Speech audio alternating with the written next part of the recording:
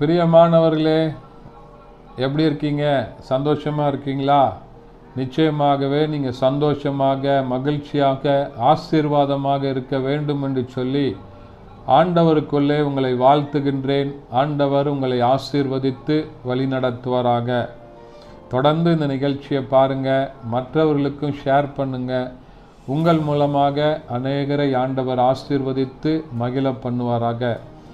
ஒருவேளை இன்றைக்கு பாரத்தோடு, வேதனையோடு, ஐயோ என்னுடைய பாரத்தை யாரிடத்தில் சொல்லுவது, எனக்கு இவ்வளோ பெரிய பிரச்சனை இருக்கிறதே, இவ்வளோ பெரிய வேதனைகள் இருக்கிறதே, இவ்வளோ பெரிய உபத்திரவங்கள் இருக்கிறதே என்று சொல்லி பாரப்பட்டு கொண்டிருக்கிறீங்களா? ஆண்டவர் உங்களுக்கென்று சொல்லுகிற ஒரு அருமையான வார்த்தை என்னன்னு சொன்னால், சங்கீதங்களின் புத்தகம் 55ஆம் சங்கீதம் அதனுடைய 22வது வசனம். கர்த்தர் மேல் உன் பாரத்தை வைத்துவிடு, அவர் உன்னை ஆதரிப்பார், நீதிமானை ஒருபோதும் தள்ளாட விட்டார். ஆண்டவர் சொல்றாரு.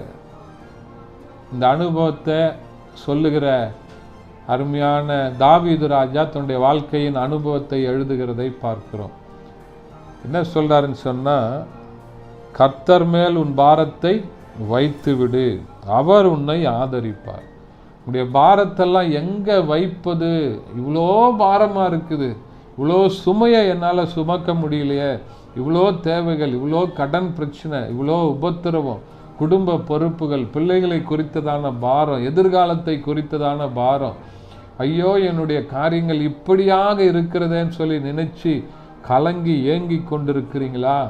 இன்றைக்கு ஆண்டவர் உங்களுக்கு ஞாபகப்படுத்துகிற வார்த்தை, கர்த்தர் மேலே உங்கள் பாரத்தை வைங்க, அவர் உங்களை ஆதரிப்பார். எதை செய்தாலும் அதற்கு முன்பாக ஆண்டவருடைய சமூகத்துக்கு நேராக போய் ஆண்டவரிடத்தில் உங்களுடைய முறையீடுகளை சொல்லி ஜெபம் பண்ணி ஆண்டவருடைய சமூகத்தில் நீங்கள் உங்களை ஒப்பு கொடுத்து ஜெபித்து விட்டு பாருங்கள். நிச்சயமாகவே இன்றைக்கு இந்த காரியத்தை நீங்கள் செய்யுங்க. உங்கள் காரியத்தை, உங்கள் பாரத்தை, உங்களுடைய தேவைகளை ஆண்டவரிடத்தில் சொல்லிவிட்டு நீங்கள் கடந்து போங்க. ஆண்டவர் உங்களை ஆதரிப்பார். நீதிமானை அவர் தள்ளாட விட்டார்.